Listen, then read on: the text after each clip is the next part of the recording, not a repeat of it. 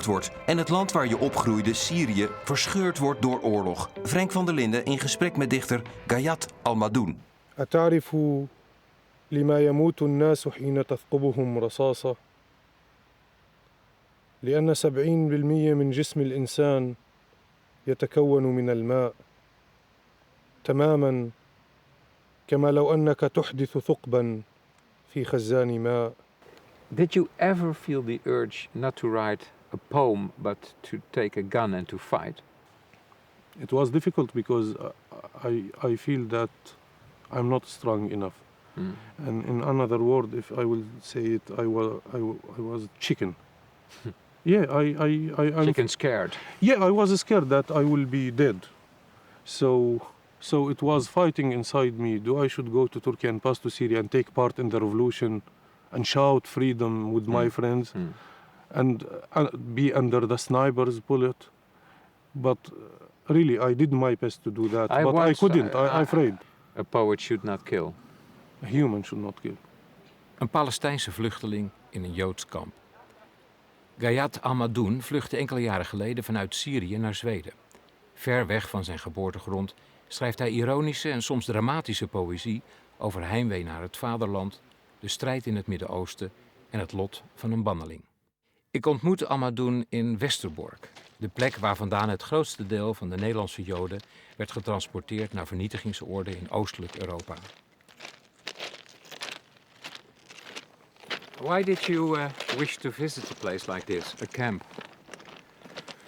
Why you asked me to visit this place? I heard that you wanted to for a long time already. Yeah, my plan was to visit Auschwitz. There was a Dutch colleague of yours, Armando, who used the word guilty landscape. What do you think of those words? This is guilty landscape. I think the West, they began to know how to escape from this question. Like through my discussions with a lot of intellectuals in Europe, they pretend themselves, or the parents of them, that they didn't know. I didn't believe that. Seriously. Now, everybody around knew what was happening here, you mean, in fact? Yeah, I began to realize this after the Syrian revolution, because all the people know what's happened in Syria. And like it was zero demonstration in the world after the chemical attack. Zero. Yeah. Not one. Only some Syrian groups, they make small demonstration. 10 days after that. So you mean to say that the landscape is not guilty, the people around it are guilty too? Somehow. What I want to say, 10 days after the chemical attack, Barack Obama, he said, I will attack Syria. Yeah. Then you saw the people, 100,000 of people everywhere. So if we as Dutch people would have wanted to stop it, we should have acted here around this camp? Absolutely.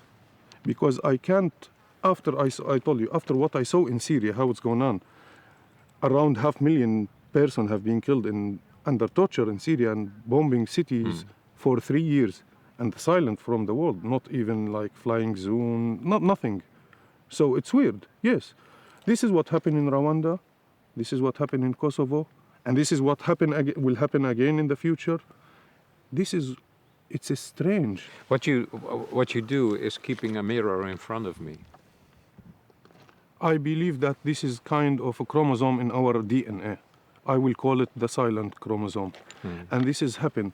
Mostly it is clear in the Holocaust. When the government is silent, the media is silent, and suddenly the people decide to be silent. Maria Steinbach, 28 jaar. Philibert Steinbach, 11 jaar. Rosa Steinbach. Those are all the names of the people who have been sent away.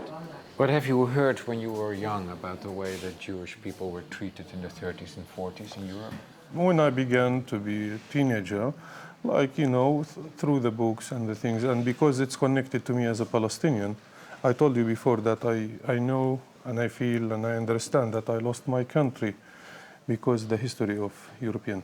So I began to check that. I remember that I wrote article about the Holocaust, and none of the newspaper in Syria accepted. What did you write about it? Facts. How many people have been killed, the names of the camps, how they trade them, how it's begun with the violent solution like this. But Why didn't the Syrian newspapers want to publish it?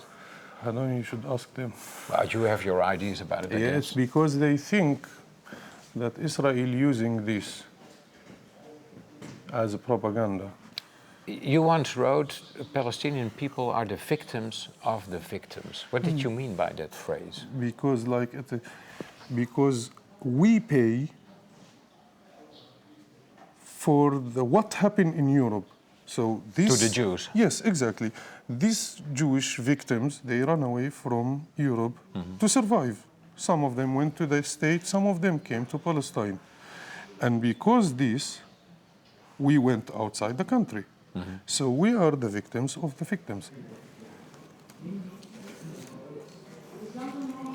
It's weird to see the memories of the other.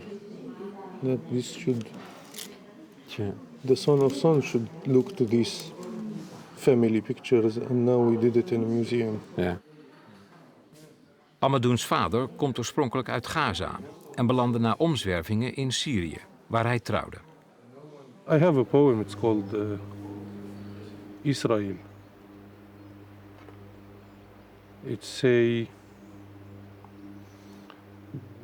without Israel, my father will not be thrown outside Palestine.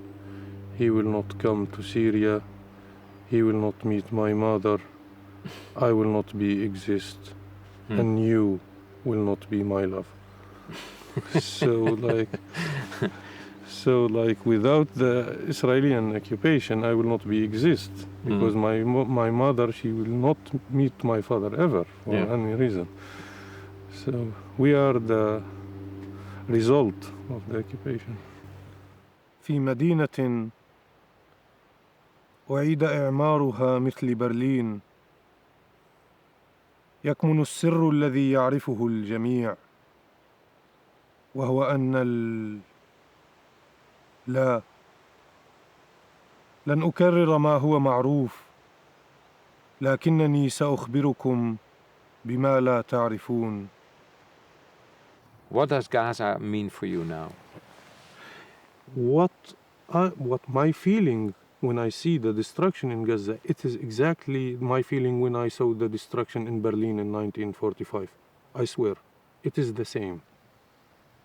Like the same when I saw it in Syria. Yes, it touched me more in Syria because my family and my friend there, I lost more than 200 persons in Syria from my friend and the people I know.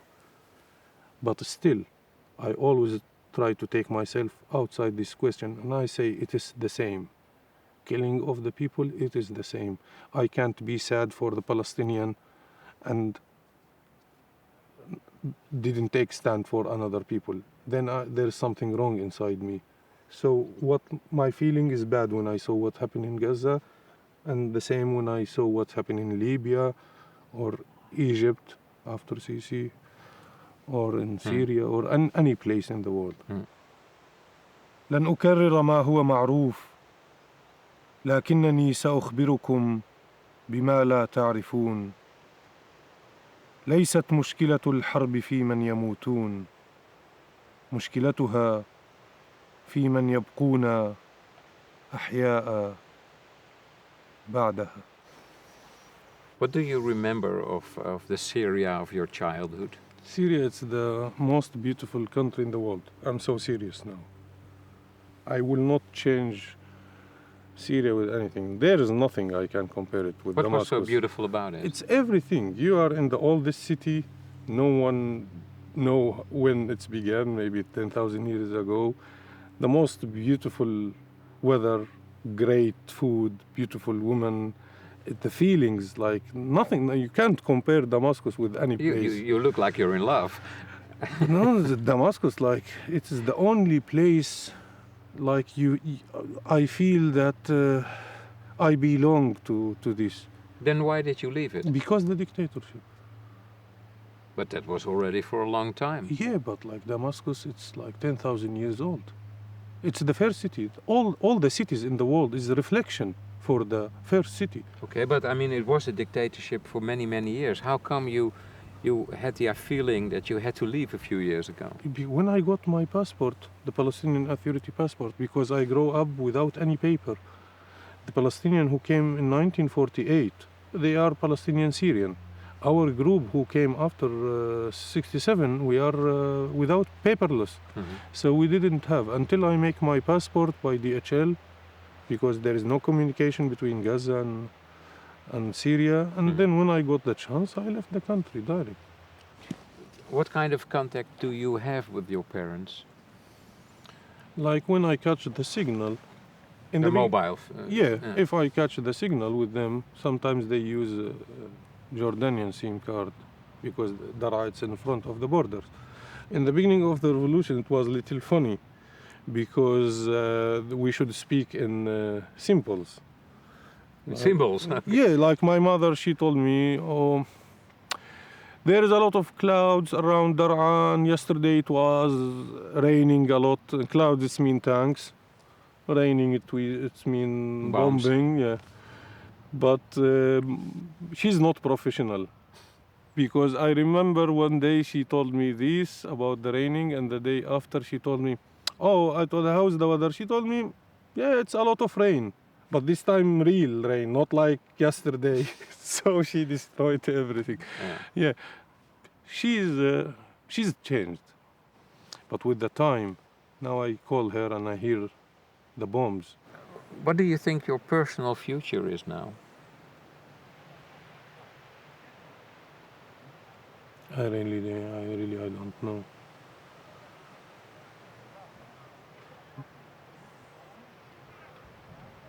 I don't know really.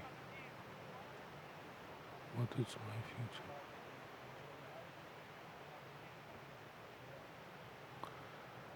Like before, when you ask me this question before the Syrian revolution, I can give you a lot of answers.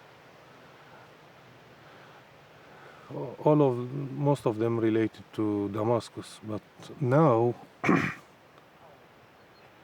the most painful things in the destruction of Syria, that it's the destruction of our dreams and our memories and our experience. So I don't know. I hope that there will be something good. I hope. So all my plans is related to Damascus. I don't know, but Damascus it's a wonderful city. You can't imagine how much it's wonderful. I visited most of the world now. Nothing compared with Damascus. So now when I see it like this, I don't know. We have no future without this city. Thank you. You're welcome.